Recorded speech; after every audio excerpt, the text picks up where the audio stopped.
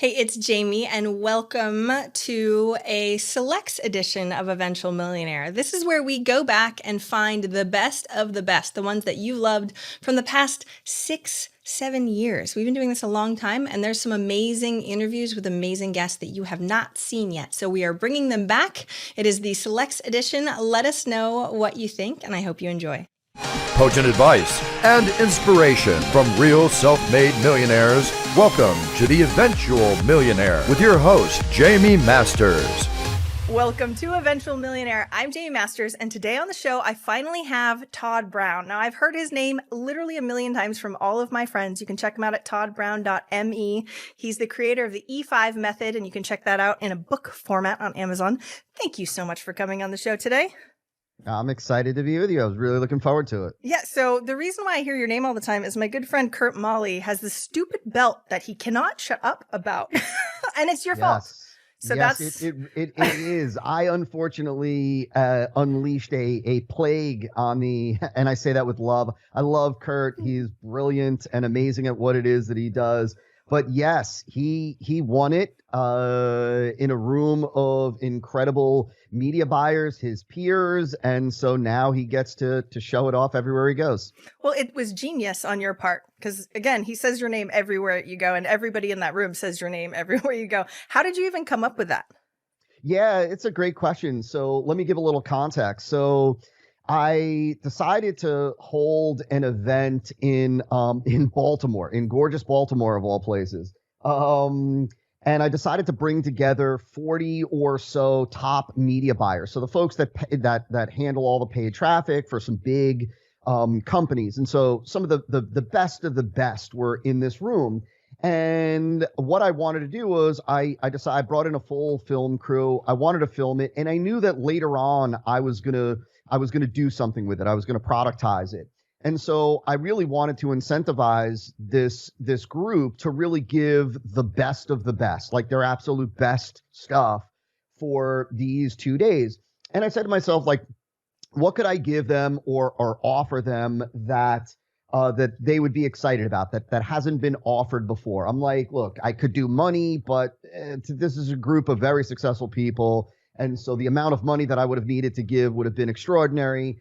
And so I said to myself, you know what? I know that from doing launches in the past with partners that there is this competition to outdo peers. And there is this, right, like the bragging rights and whatnot.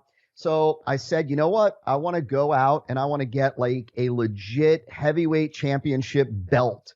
And at the very beginning of this gathering, I'm going to unbox this thing and I'm going to say the person who shares the best information is going to walk away crowned as the media buying master. And I think that's what it was on there. And so it was funny because I got to tell you this very quickly. So, you know, we're at the top of this restaurant in Baltimore, and it's beautiful. It's the nicest view you can get of Baltimore, and everybody's kind of chilled, and you know, folks are kind of looking down at their computers and iPads as I'm talking and introducing. And I know that this is, you know, a room of smart people, and so what it's going to take to hold everybody's attention is going to be quite significant. And so I let them know, I want to incentivize you guys to share your best stuff. And boom, I take out the box and I begin to proceed to introduce them to this belt. The moment that this belt came out of the box,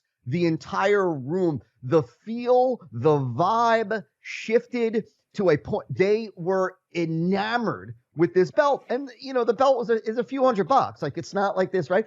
But it just goes to show you that when you match the right incentive with the right audience, what it can do. From that moment on, it was like a cutthroat gathering of people that just wanted to outdo each other. And so it worked perfectly. And in the end, the group, we let the group vote on who they felt. So it was voted on by peers. And of course, Kurt Molly, as he always does, he's incredible. He shares incredible information. He's brilliant at what he does. he walked away the victor, and the marketing industry has never been the same since. I used to do jujitsu with Kurt, and so when he was we love UFC, and he's like showing this belt, and I'm like, dude, brilliant to have guys that are, no offense, more geeky. Media buyers are a little more on the geeky side. To be able to get a belt is just freaking brilliant. So I'm assuming you take this amazing genius ideas to all of the other marketing that you do. So tell me more about the E5 method and how you sort of work through stuff. I will. Let me say this. Okay. To wrap up that, to put a bow on that story, at some point, I have to, in a future episode, I will come back and tell you of the message that I got from Kurt. I think maybe weeks later, if that, when somebody stole the belt. Oh yeah. Oh, I was there. Yeah. And so and that became, and so then I replaced it for Kurt and whatnot. But and so there's been a reward out for the original belt for some next time on eventually. Yes, we're totally going to talk about that next time. Well, that's the thing.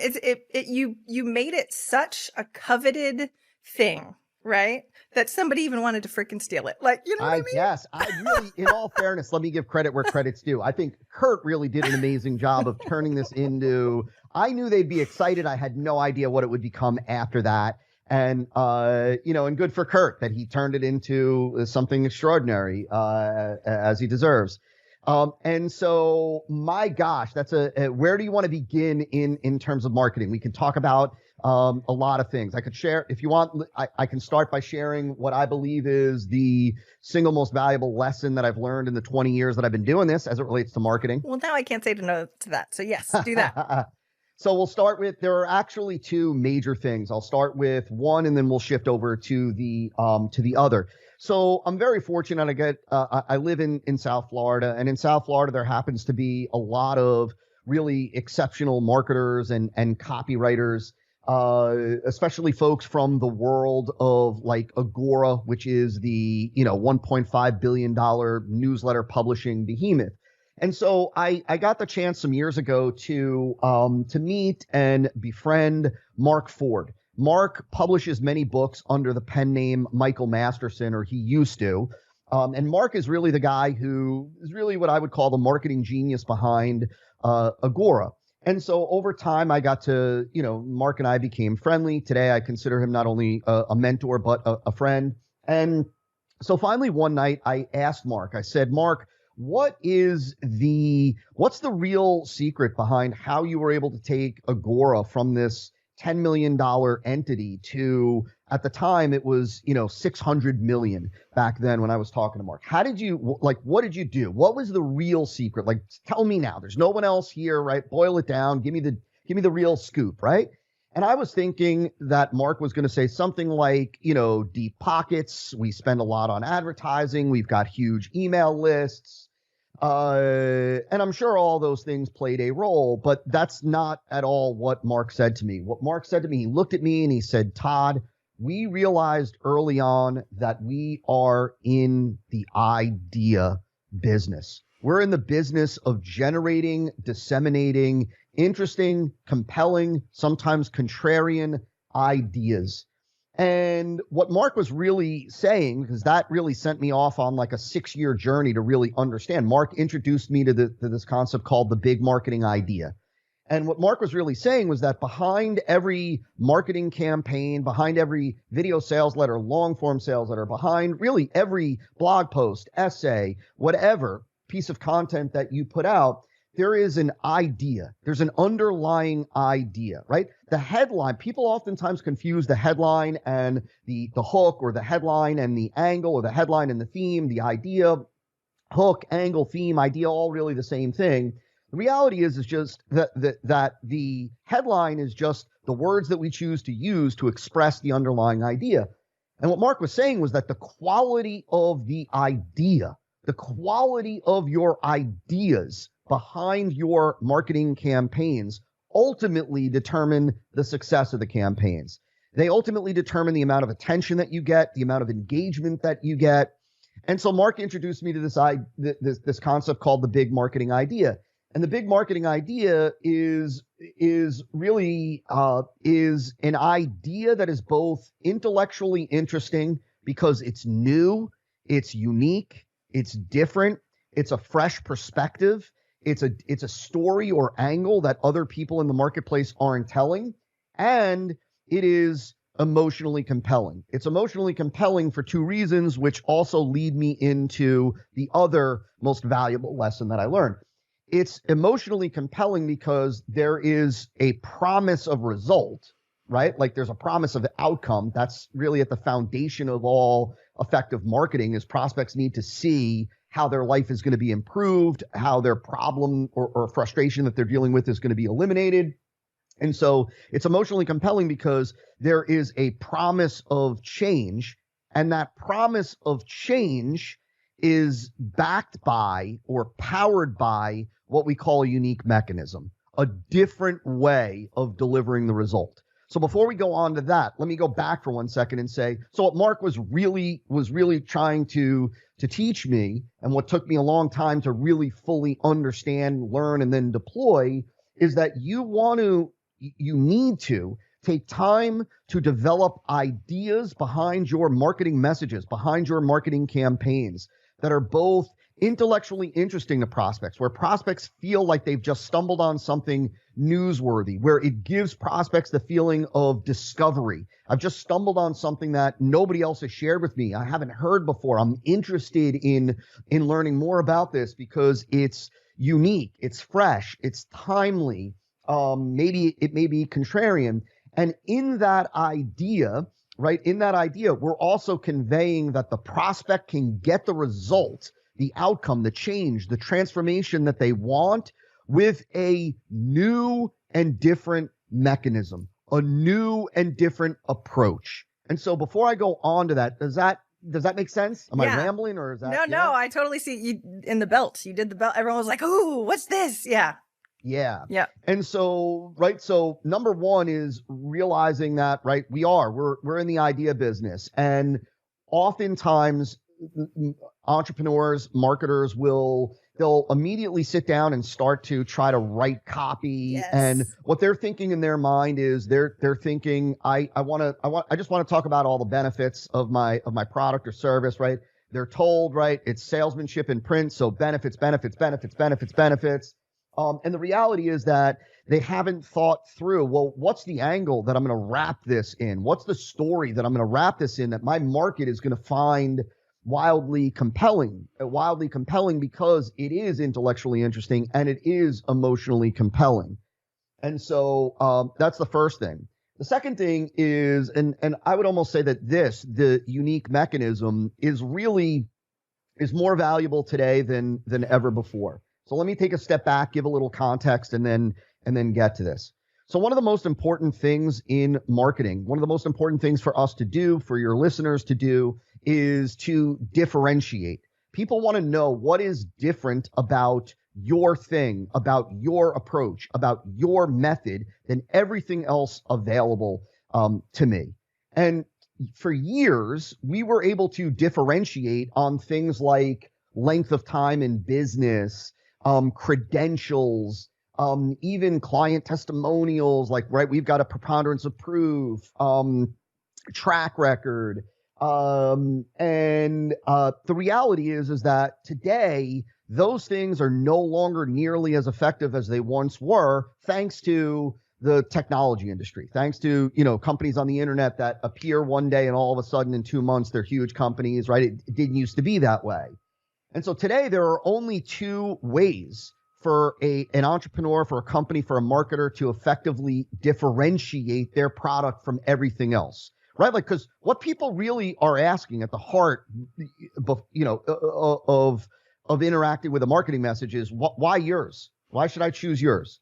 Right? So why yours? Right? You're telling me that your product can deliver XYZ benefit. So are all those, right? They're also all saying very similar things to you, right? So there are only two ways to differentiate, two effective ways to differentiate today. The first way is with what's called the unique selling proposition, a USP. USP was first created or coined by an old school direct response marketer, Rosser Reeves. And there's a lot of definitions for a USP, for unique selling proposition out there. I'll simplify it to this. When your product or service offers a unique benefit to your prospects that no other competing products or services offer, you have a USP, right? But today, USPs offering a unique benefit, those are rare.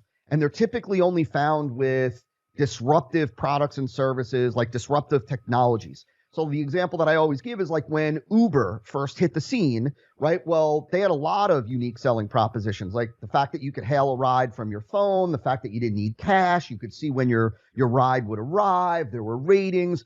Oh, right, when you looked at yellow cabs, right, you didn't get any of those benefits with yellow cabs. You got that with Uber. Of course, today we know, thanks to Lyft and other ride-sharing companies, those are no longer unique selling propositions because now they can be found all over. But the point is that a USP is one way to differentiate, but it's very rare and it's very uncommon. The reality is that for the majority of your folks listening, they're not going to be able to identify a USP. So that brings us to the second way of differentiating. And the second way is a way that I just mentioned a few minutes ago, and that is with a unique mechanism. So every product or service has a mechanism. Mechanism just means how does the product or service work to deliver the result, right? So if you've got a supplement that helps to bring down blood pressure, how does it work to bring down blood pressure? Is it the nutrients in there, the combination of nutrients? Is it the dosages? Is it the delivery vehicle in the pill or tablet, whatever it is?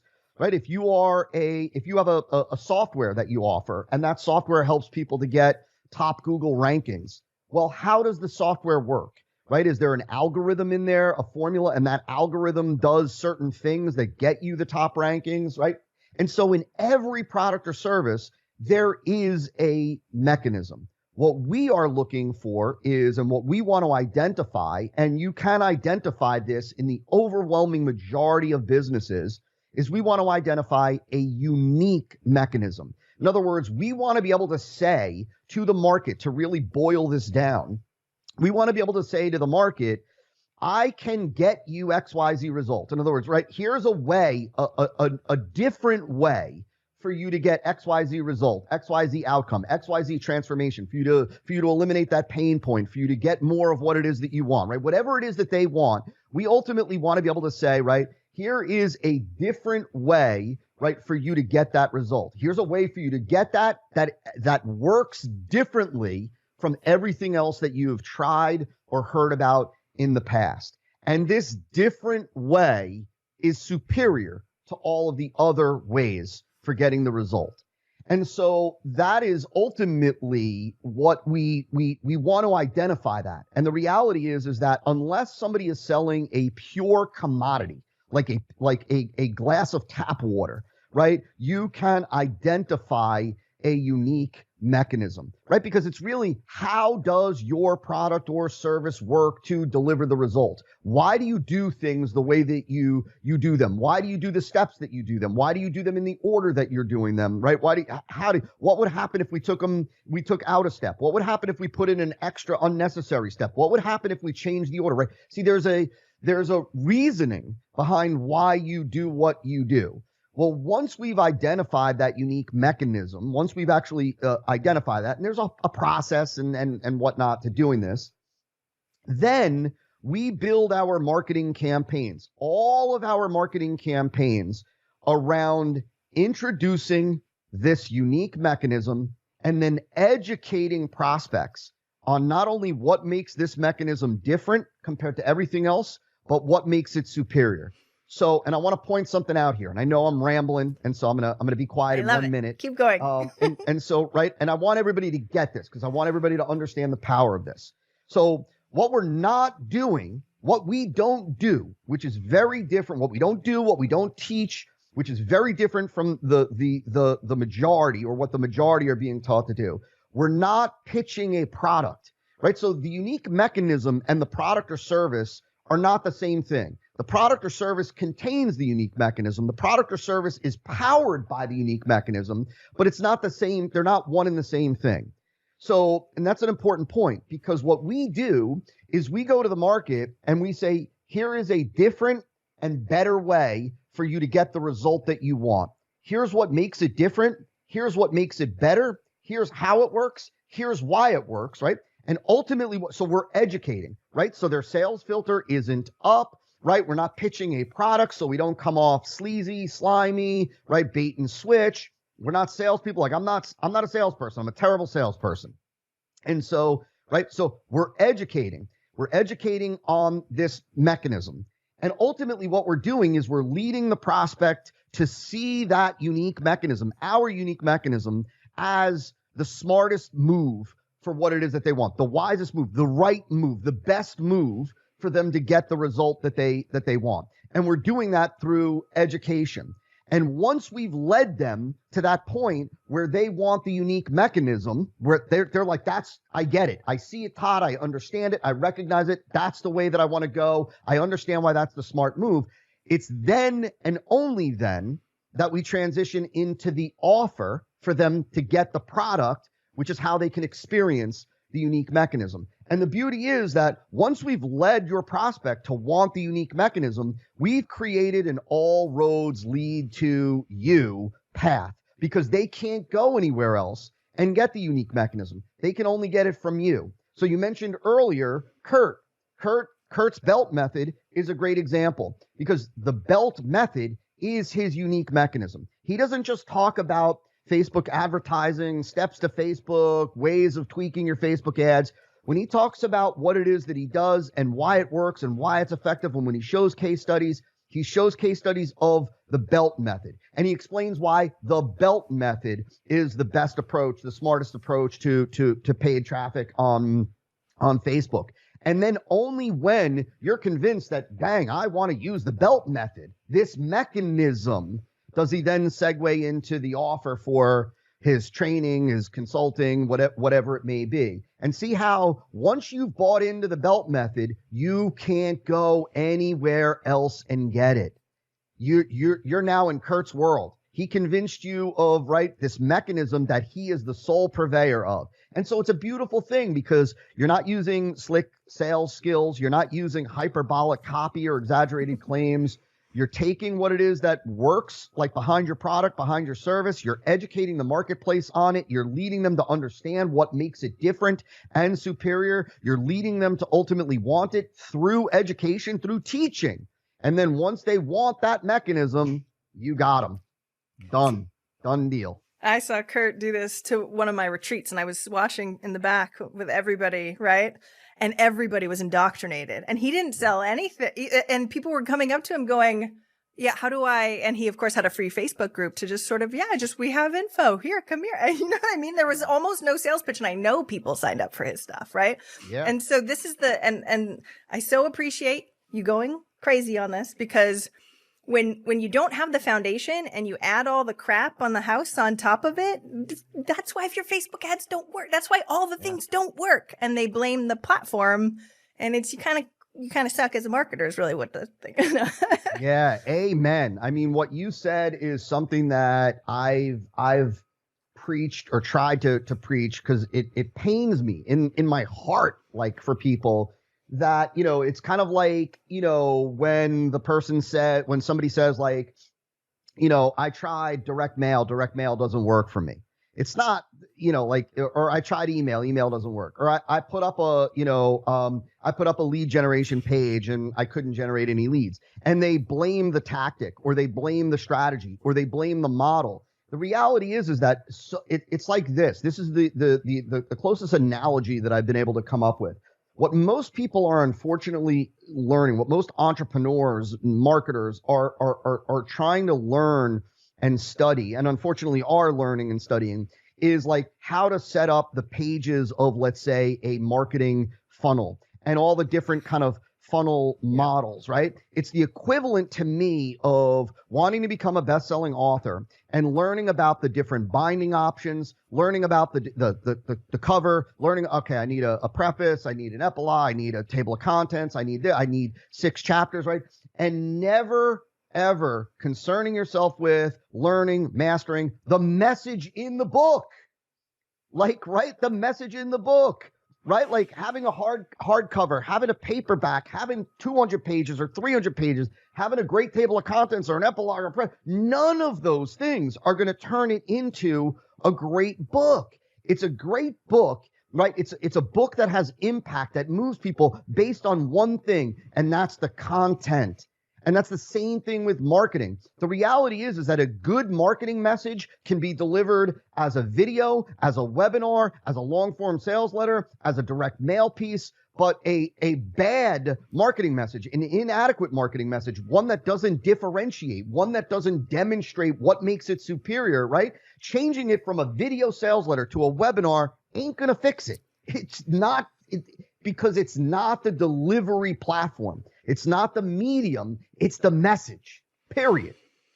100%. Preach. Okay. So I see everything visual. So I always see it as funnel builders or whatever, or like paint by numbers. So they're just like making the copies of the things, and it kind of looks like, but you're not the artist, right? And so the hard thing is, though, even a lot of marketers that are kind of good don't consider themselves artists in this, right? Like, you've spent many, many years refining this whole thing. You got to talk to the guy from Agora, right? Most people don't have a chance to have that level. So if somebody were to test their mechanism, what would you try to tell them as like their initial test? Because what's going to happen is someone's going to go, okay, great, Todd, I'm sold. Now I'm going to sit here with a blank piece of paper and start trying to figure out how the heck I get my mechanism, or pull out what that is. And then I'm going to hope that it's good enough. You know what I mean? Look, I think, let me say this, and then I'll answer the question.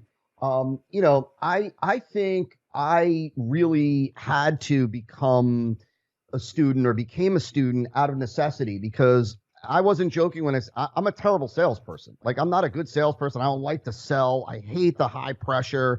Like, that's not me. And so I couldn't do it. Right. And so the thought of like, I couldn't do it. And I also, I love teaching. I love educating. And so, so I was very fortunate to learn that some of the best and biggest direct response companies were using education-based marketing, but it wasn't education for education's sake. They had this mechanism that was unique, and they were able to educate about that. And so it was just like out of necessity for me that I was able to kind of realize it. And I've spent, the better part of my adult life mastering it. What I would say is, and if this doesn't help, you tell me. Okay, I will. Believe me, I will. Find another path I will. to help. But I would, number one is stop thinking like a marketer. Stop thinking marketing. Stop thinking advertising. Put that aside. The very first thing that I would tell folks to do is, number one is take out a pad and a pen and sit back and start by asking yourself questions. This is what we call interrogating your mechanism. This is how we learn about your mechanism, identify it, understand it, and get the fodder that we need to build an effective marketing message. So number one, sit back, pad, pen, and ask yourself, why does my product or service work? Number one, just why does it work? Why is it able to produce the result that I'm claiming it can produce? The change, the transformation, the outcome. Why does it work?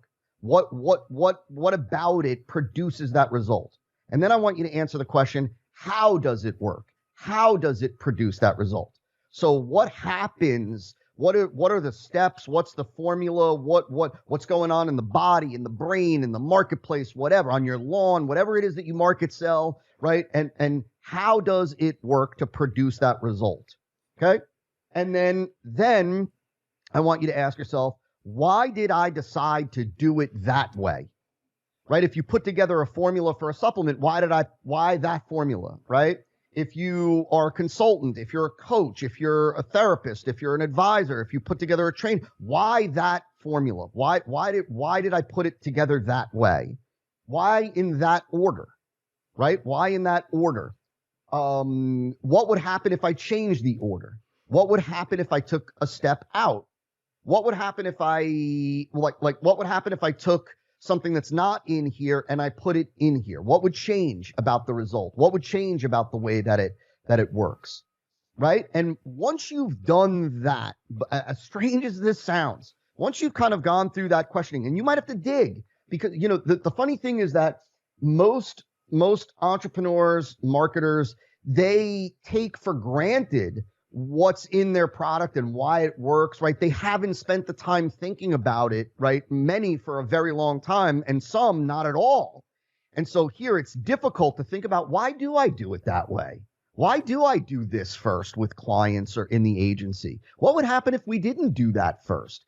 Why don't I do this step that most others do that we don't do? Why don't we do it? Well, what would happen if we did do it negatively, right? Like, when you think through after you think through all that, then what I want you to think about is what name could I give to this process? Right? What name could I give to this process? And I don't want you to think benefit driven, promotional, cool sounding. I want you to throw all that out, right? I just want you to come up with a name that is congruent with what it is that you just uncovered. Right. So like if this works because it taps into both sides of the brain, maybe it's dual brain communication or, something dual hemisphere communication, something like that. Right. It's congruent with, right. I just want you to name it. And I don't want you to name it something promotional. I don't want you to name it something cool. That's I don't helpful. want you to name it something. We get stuck there. Like it has to sound great. Yeah. Let me tell you this. And this is funny and ironic that I spoke at an event a few weeks ago, which Kurt was at in the audience. And I said to everybody, I was talking about the unique mechanism. And I said, look, here's right. As crazy as this sounds, the name of your unique mechanism is almost insignificant, right? The only rule that I have is that you do not want it to sound promotional or commercial. Save the whiz-bang cool name with alliteration and benefit for your product, your service, your bundle, your offer, not the unique mechanism. You want the unique mechanism to sound credible, to sound scientific, to sound real, so that people we want something that sounds official. And so the thing is that don't get caught up in is this a good name? Make sure it's not a bad name. A bad name is one that is commercial, promotional, benefit driven, right? Like corny. You want to imagine that this is a name that I could see eventually when I make this big. Eventually I could see other speakers talking about this at the conference, writing about this in articles, right?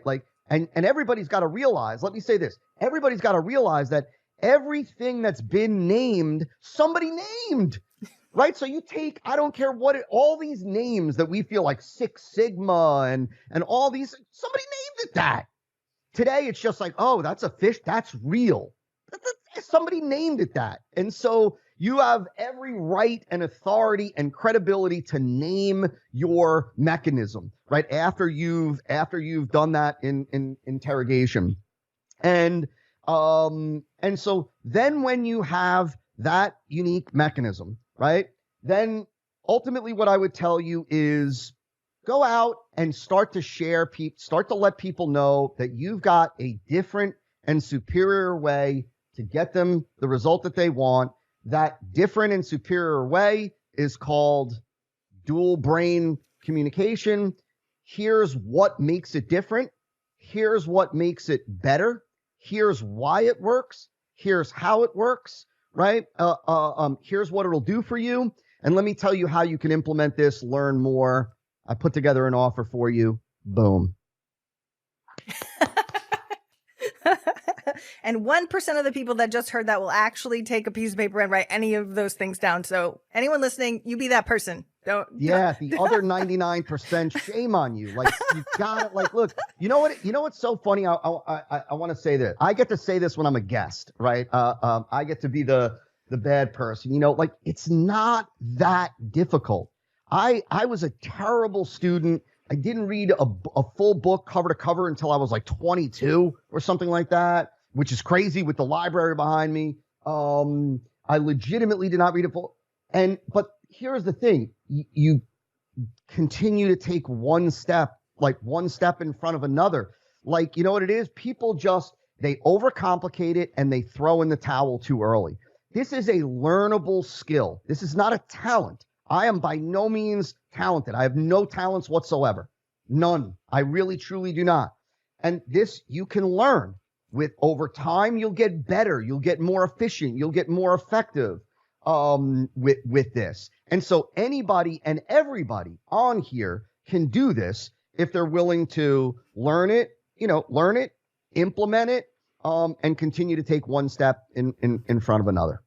So what do you say, though, to second guessing or this wavering? Because that's the thing, like, is it good enough? I don't know. Do I put it out? What, you know what I mean? There's all this. Yeah. It stops them before they start anyway. What do you say to that?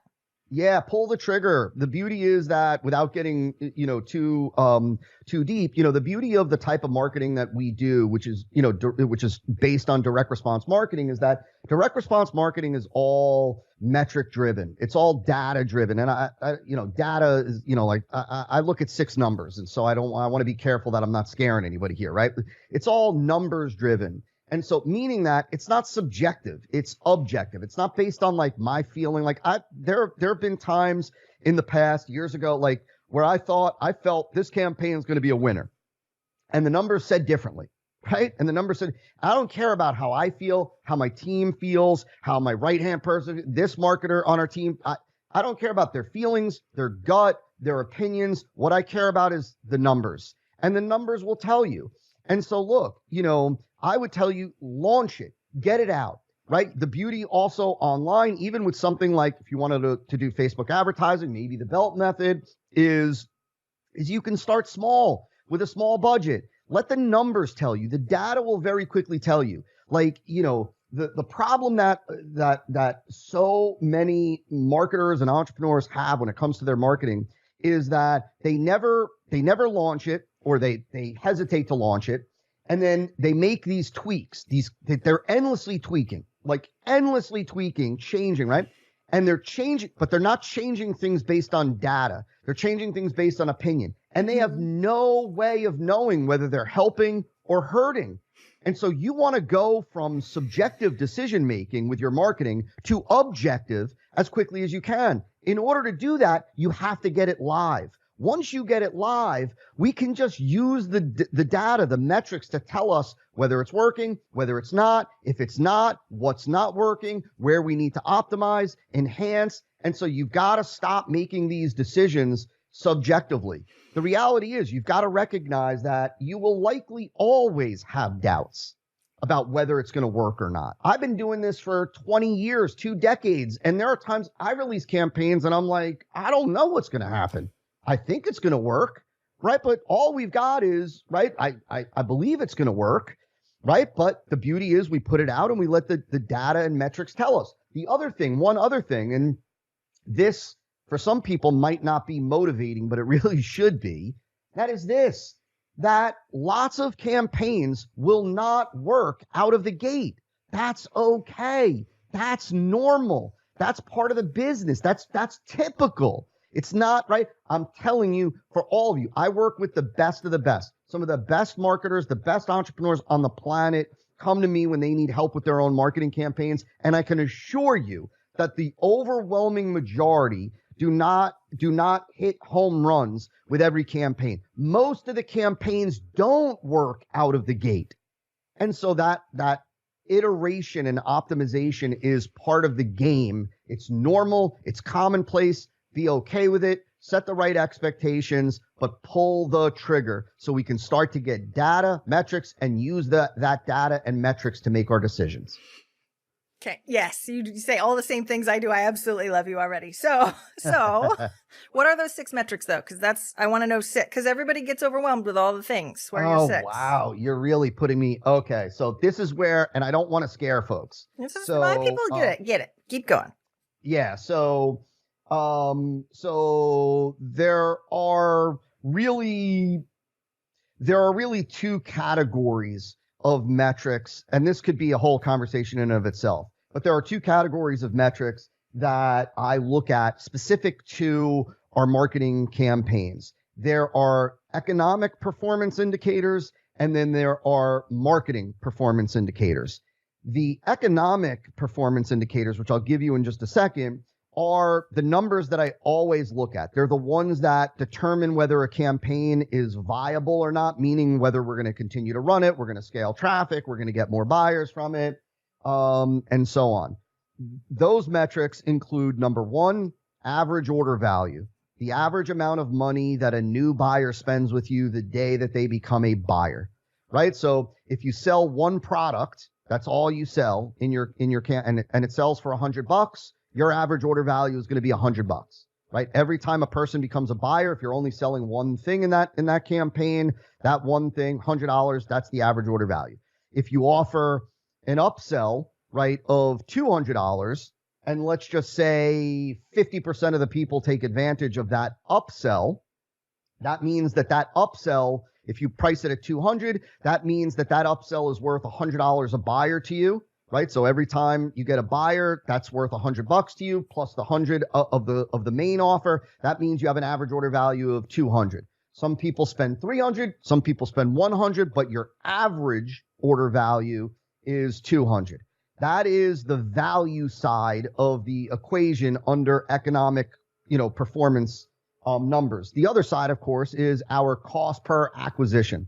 And so some people refer to it as customer acquisition cost. How much does it cost you to acquire a single buyer, right? So if we spend $1,000 and we spend $1,000 on Facebook ads and we get 10 new buyers from that, well, we spend 1,000 divided by the 10 buyers tells us that we have a cost per acquisition of $100. It cost us $100 per buyer, right, to acquire them. So we've got a cost of 100. If we go back to that $200 AOV, cost us 100. Every time we invest 100, we make back 200. And we deal with averages. So if every time we spent $100 to acquire a buyer, we made back $200, I don't need to look at any other metrics. I don't need to look at any other campaign, right? In essence, you're turning $1 into 2.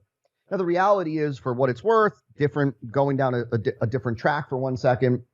But if we were investing $100, if we had $100 cost per acquisition, and we had $100 AOV, meaning, right, so we spend 100 to get a buyer, every buyer spends 100, that's what we call break even. I would do that all day, every day, right? Because you're acquiring the most valuable asset in your business for free, right? It's not your bank account is no less today than it was 2 days ago, except now you have the single most valuable asset in your business, which is a buyer that you can then go on and sell more and more stuff to on the back end. The third economic performance number that we use, and I'm only going to talk on the surface about this because this is really for more advanced folks, is lifetime value, or really what the way we look at it is, like 1 month value, 3 month value, 6 month value.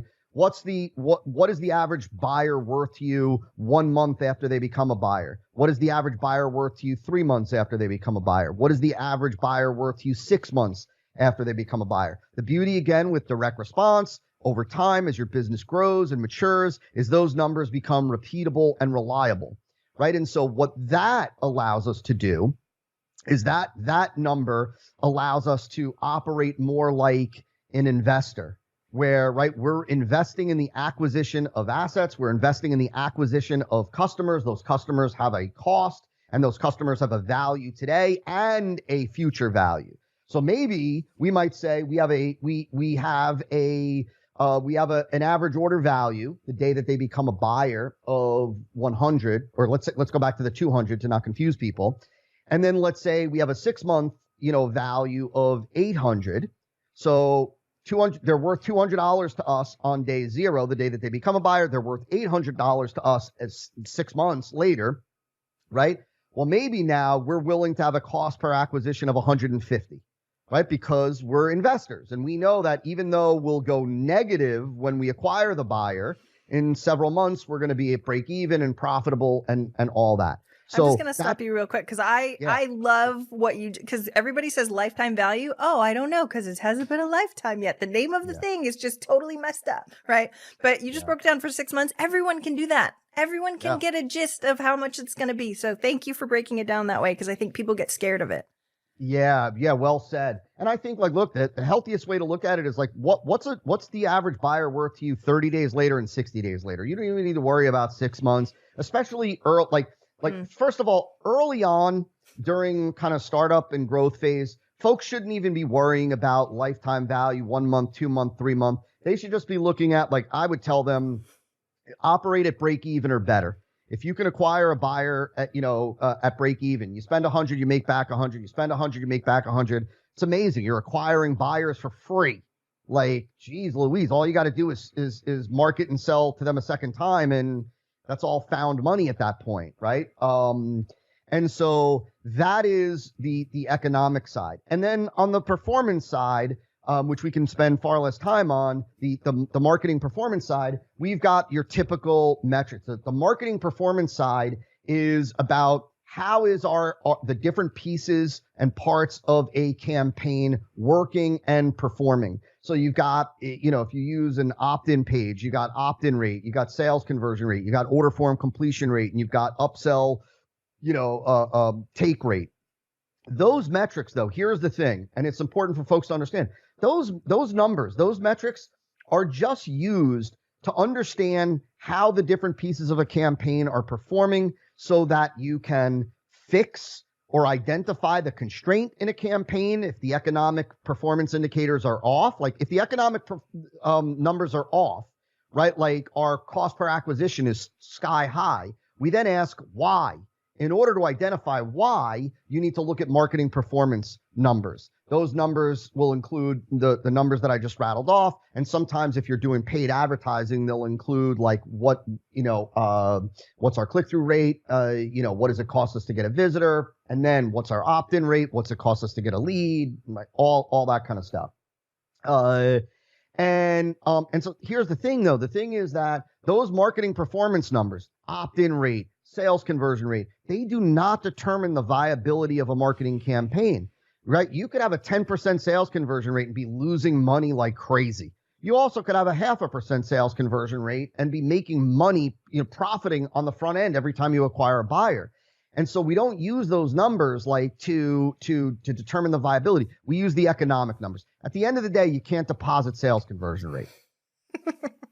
Good way to put it. Good way to put it. So I have a 90% conversion rate, but it does squat. Yeah, totally like, worth it. I had a client once who came in, this is years ago, a student, wanted to learn and deploy the E5 method and was like, he said, Todd, the only thing that I won't change is I won't change the opt-in page. He was using an opt-in page. And I said, why? And he said, because the opt-in page is getting something like a 55% opt-in rate from cold traffic. And I said, wow, that's really good. And he said, and I said to him, and so how many sales has that 55% opt-in rate produced for you? And he said, none. And I said, so are you telling me that if I could get you a ton of sales every day, but it would mean that your opt-in rate would drop down to 40%, that's a no-go? Like, right? You have to, what are we in the business to do? We're not in the business of generating the highest opt-in rate we can. We're in the business of ROI. We're investors. We're investing in assets. I want my return on the investment in that asset to be what I need it to be, period. And so if I have a campaign let's say I have a campaign that is break even, for example, $100 cost per acquisition, $100 average order value. I don't care about any of the marketing performance metrics. I don't care what the conversion rate is. I don't care none of those things will change the fact that campaign is viable and bringing us new buyers for free every day.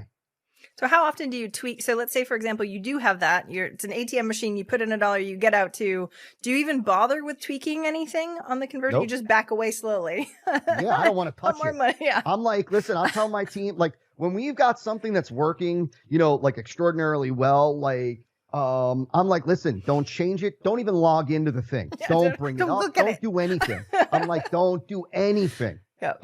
Don't even look at it. Like, yeah. So why? Right? Like why? Yeah. When it is within our KPI, our key performance indicator, and let's say for us that is, break even. That's right. And look, in the spirit of transparency, we have a lot of campaigns. We're willing to go negative, right? So we're willing to go out of pocket somewhere between $20 and $30 for every buyer that we get. But let's say we have a campaign that's somewhere between that and break even. So it's within KPI. Done. We're not in the business of endlessly toying with these campaigns, right? Like we're in the business of getting them within the KPI because of the ROI that we want. What about longevity of them though? Because eventually after a while, you kind of do have to tweak it, right? Correct. So when it drops out of KPI, that's when we'll go in there and tweak it. Yeah. Not and rocket sometimes science, like, people. look, yeah. in the spirit of transparency also, sometimes, there are campaigns that when they drop out of KPI, they could drop out of KPI for a variety of reasons. Sometimes the idea behind the campaign is just no longer a fresh, interesting new idea. It's been knocked off.